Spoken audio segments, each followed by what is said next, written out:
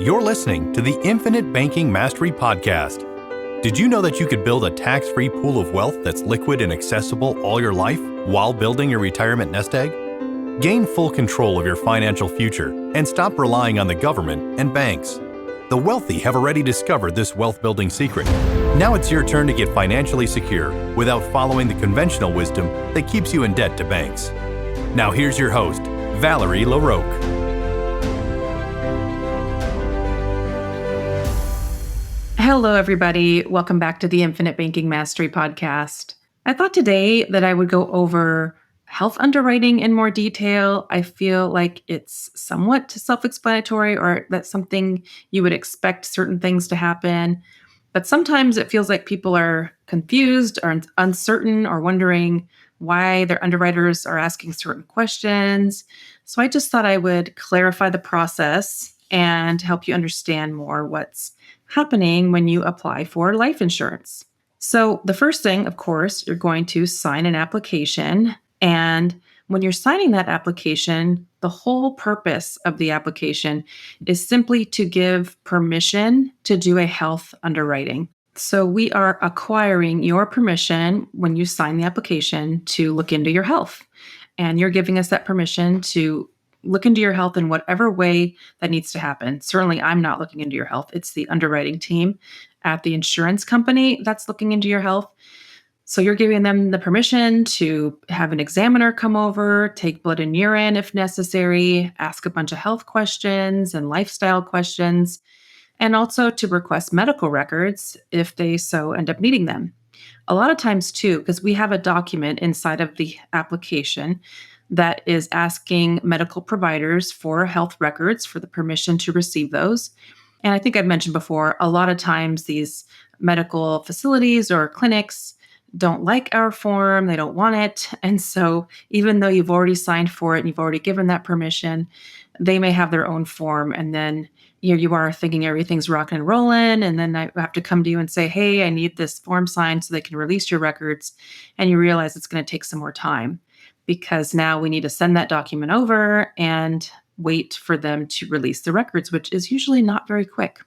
I have one person in underwriting right now where we confirmed receipt of the written request of the form that they required that she sign. And it's been at least 4 weeks. And every time the company checks in, they just say, we can't give you a status update. We are behind. We can't give you a status update.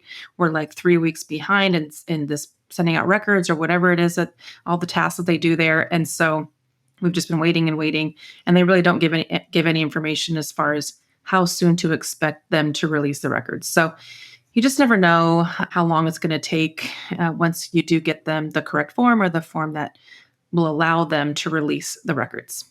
So you're signing an application that gives the permission, and then whether you are doing an accelerated version of an application or a full underwriting application, the health questions may be asked either by our team or an examiner that comes over to your home or your workplace to take blood and urine. And they can take different things. Sometimes they need an EKG or something like that.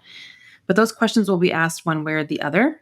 And so once those questions are asked, then the underwriter will see that information, and then some of that stuff tips off their request for other things, for other records. Now, I refer to accelerated underwriting. That's actually what my primary company calls it. There are, I'm sure, different ways of saying it at different life insurance companies, different versions, different speeds with which they get things done, different things that they're doing in underwriting. So I can't blanket statement and say that every single insurance company has calls it accelerated underwriting or full underwriting. I think is common terminology for any insurance company, but I can't blanket statement otherwise the terminology accelerated underwriting.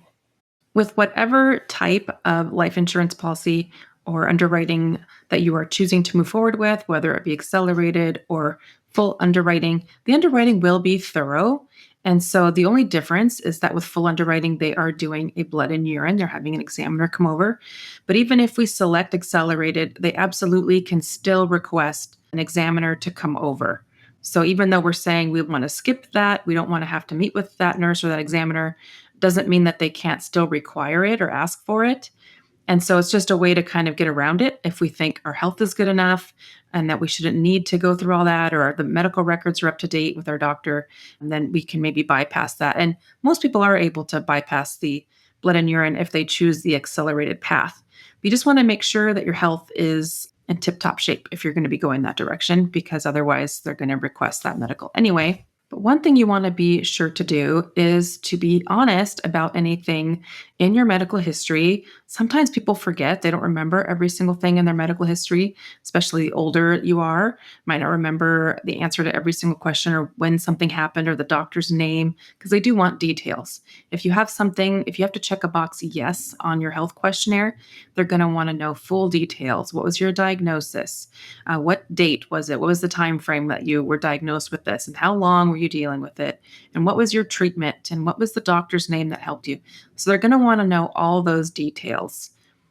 But if you don't remember certain things, that's okay. You just want to be as honest and forthcoming with the information as possible. You don't want to be caught saying something or not saying something that's happened that you're trying to avoid disclosing. You don't want to do that. So when you apply for the insurance, the underwriter will have access right away to certain information. And so you may think, "Oh, I'm doing accelerated, so, there'll be really brief information or just what I'm telling them is what the underwriter will have access to." But no, they have access to a lot of information actually. One of those things being your prescription record. So you may be on no medications right now. You may say, I'm not taking anything. But if they see something on your prescription record, they certainly are likely to ask about it. Somebody was taking metformin recently, but they were not diabetic. And then they had information on why they were doing it and why it made sense for them. But it was on the prescription record. And so the underwriter automatically thought diabetes. This person has diabetes and did not disclose it.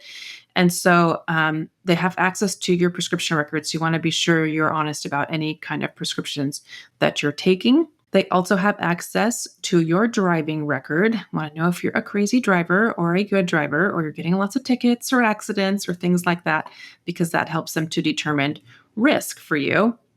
But also, they can access medical claims. So these are claims that a medical office sends to your insurance company, for example, with diagnosis codes. So then they can see these diagnosis codes and then they might have some questions around that.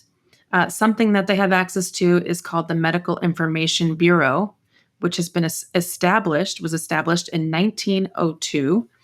This is information that's been compiled from other insurance applications for life, health, disability, or long term care insurance.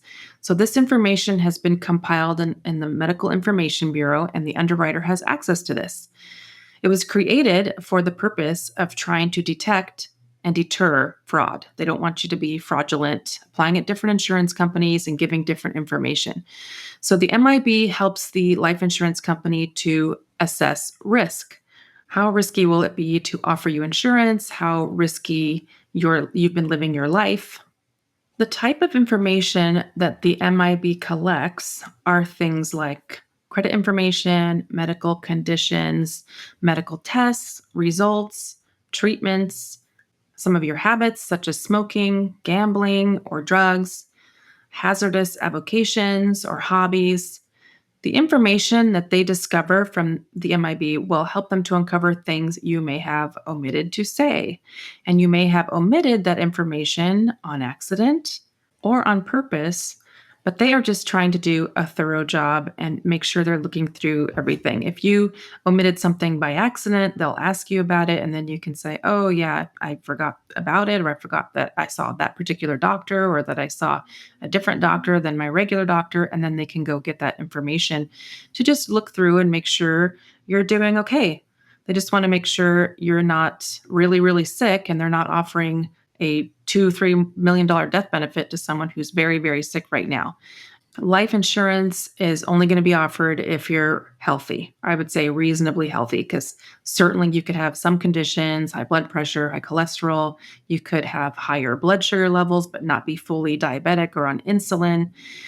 There could be some things going on for sure. And that doesn't mean you're going to be declined or that you're going to get a terrible rating. They just want to see what's going on and what actions you've been taking to treat those health issues and to make sure you're doing your best to stay healthy.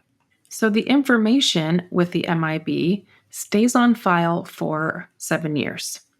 If you've applied for insurance within the last 7 years, you will have an MIB file. And if not, then you won't. So it's only within the last 7 years. And you're also able to request that MIB file so that you can see what it says. You can see what information was captured from an application you took, and you can make sure it's correct. So the bottom line is you want to be honest and you don't want to omit things that are documented in your health history. You don't want the underwriter claiming that you lied or weren't honest because that alone can cause a decline. If it's in your health history or in your medical records, the underwriter is likely to find it, so just be honest. And you definitely don't want to start an application with one company and then try to switch companies because you don't like something that you disclosed. Because if the initial application went all the way through and has the information on there that they already captured, the next underwriter will see that omission and it will not be good. You are not likely to end up with a life insurance policy. So, if all this talk of health underwriting made you feel like you're missing out and you just sign up for one of those right away, feel free to reach out. If you need life insurance in general, disability insurance, long term care insurance, or if you want to diversify your life savings with creating your own personal pension, or if you're excited to begin a whole life policy for the process of the infinite banking concept, and you want to partner with me as your advisor, I would be happy to meet you and help you. You're welcome to reach out to me at valerie@alphaomegawealth.com. Thanks as always for listening. I hope you have a wonderful week. Take care.